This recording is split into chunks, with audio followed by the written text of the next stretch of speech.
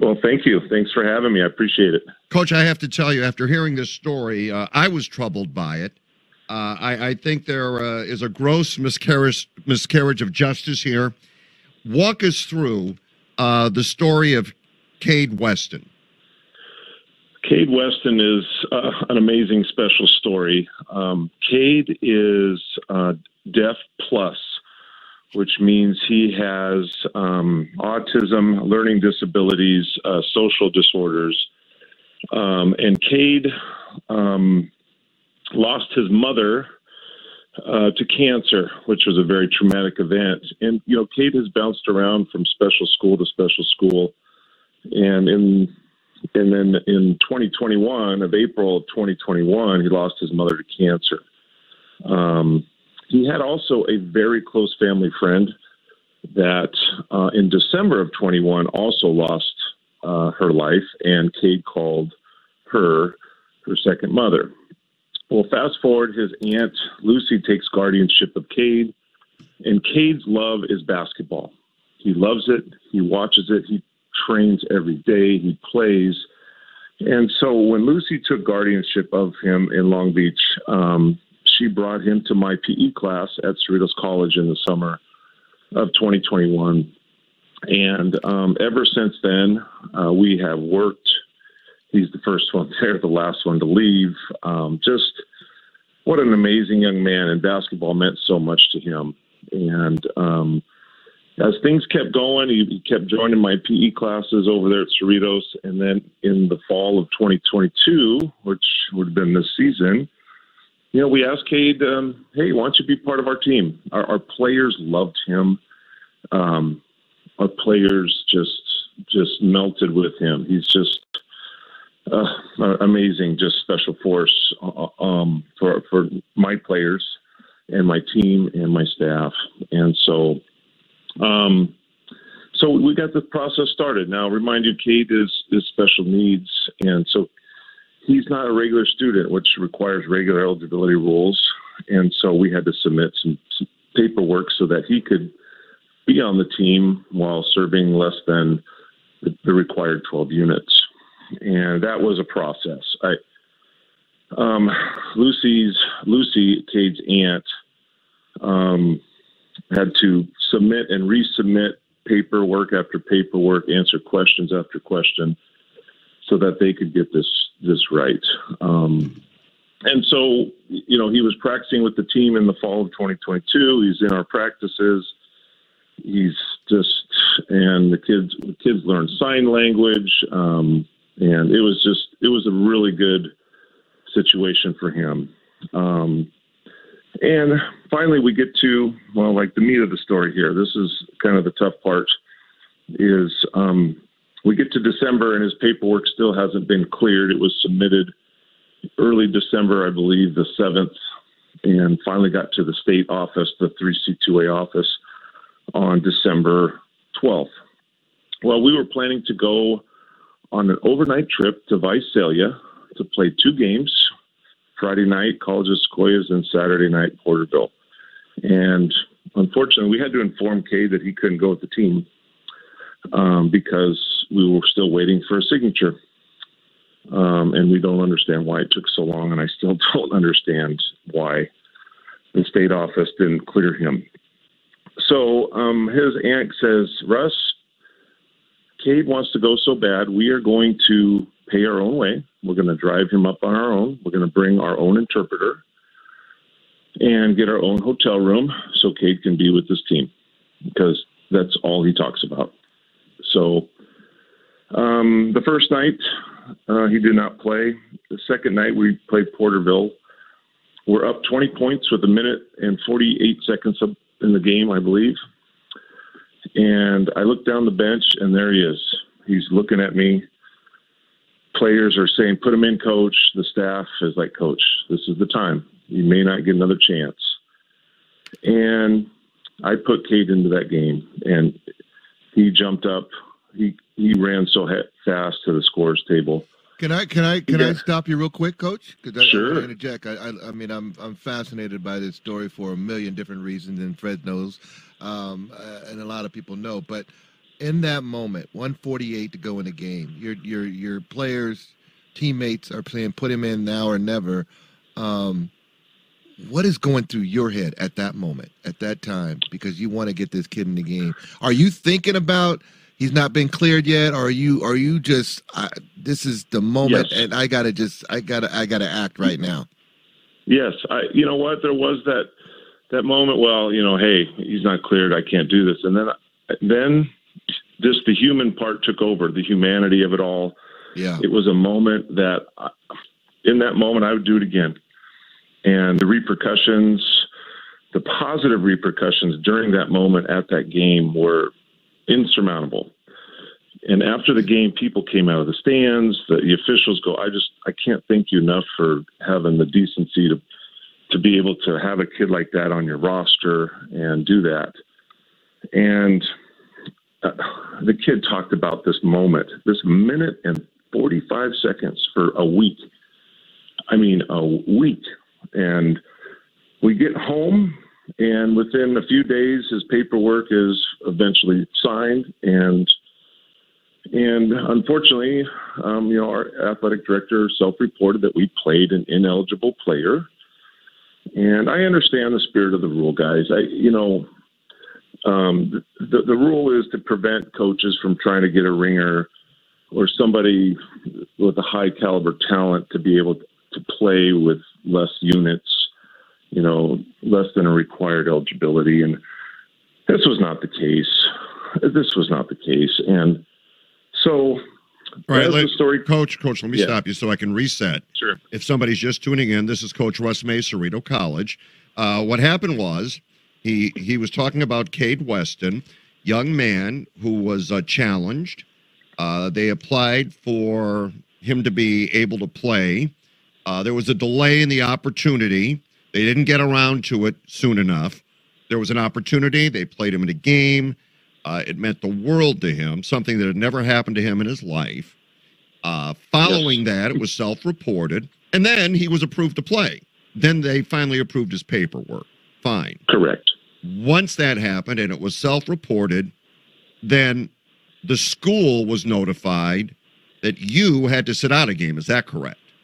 That's correct. The 3C2A president recommended to our conference commissioner that because I had played an ineligible player, and she recommended that Russ May sit out, have to be at least suspended. And so my commissioner contacted me and told me, and I said, you know what? Fine. I'll do that. I mean, did I violate the bylaw? Yeah. Okay. So I understand, and case closed, right? And okay. The sad part about that is the day I got suspended and couldn't coach, Cade got in the game again, and he brought tears to the stands at Cerritos College because he made his first basket. Unfortunately, I wasn't there to see it. And so we thought that it was over, right? Done deal, move on. Okay. Well, the 3C2A president came back a month later and says, after further review, the punishment is insufficient, and now Cerritos has to forfeit a game and be placed on probation. And everybody knows we had a game lost on our record, and Cade feels terrible. He feels guilty. He feels like it was his fault. And that's just horrendous to me. Like, why? And well, what I want to know, why they said you needed to be suspended for a game. You were suspended for a game. You paid your penalty. Then they come back after you've done that and go, and by the way, now we've decided that's not enough. Now you're going to have to forfeit a game, even though you did what they told you to do. That's correct. That is absolutely correct. And I didn't even get a chance to even voice my opinion or tell the story that I'm telling you now to the people who voted and made that decision. And I think that, to me, it's egregious, and then the other part was the timing of it, Fred. The timing of this came this past week, the last week of the season. There were 3 days left in the season, so not even a time to even channel an appeal before the playoff seedings were released yesterday. And of course, that loss did affect our team. We lost a few ranking points and got seated lower. And it's embarrassing to me. I just don't understand sometimes if this is what the 3C2A athletics is about. Hey, Russ, who's in charge? Who made this decision? Put a name on this person. Well, Jennifer Cardone is the president of the 3C2A. Is she the one that came back and said that the punishment wasn't sufficient enough? Yes, and she was also the one that recommended I get a game suspension, which I served. So it's very, very disturbing. And, during that month time when we thought everything was over, things were happening. And again, nobody contacted me, asked me for details. When I talked to Jennifer Cardone on Thursday this past week, she told me there were many issues with the case and she had many questions. But I said, why didn't you reach out to me? Why doesn't anybody ask the people involved? And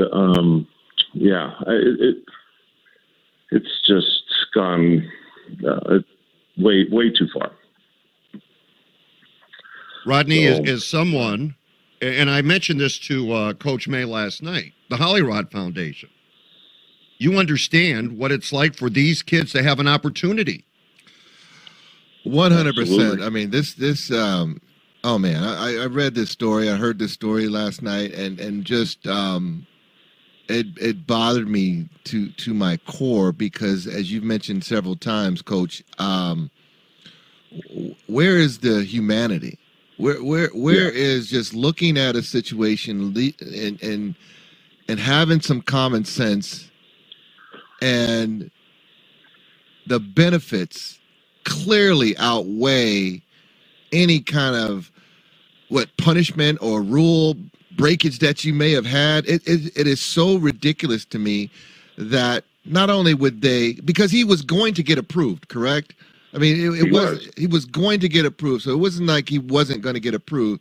And you made a decision in the moment, which changed that kid's life and others around him. And for that, why can't human beings look at a situation and go, you know what?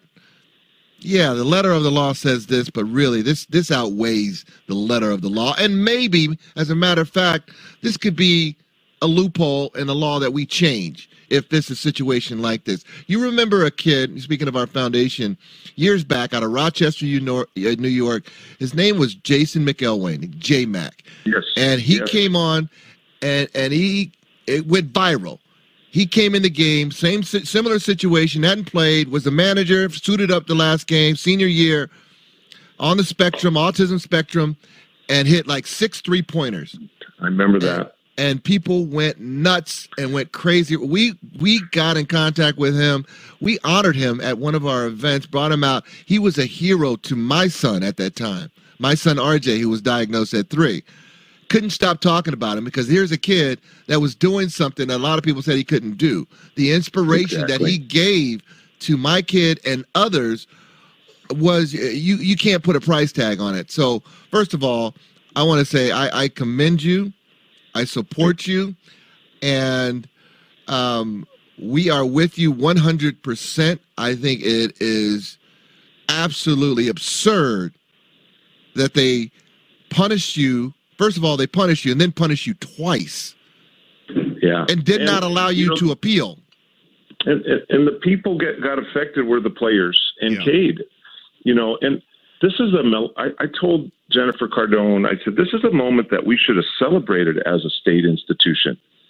And yet the people making decisions, like you said, Rodney, I don't even know if they even got all the facts and the details of the story. They just made a decision based on, well, that's the rule. Okay, here's the penalty. Okay, whatever. And, get it off my desk.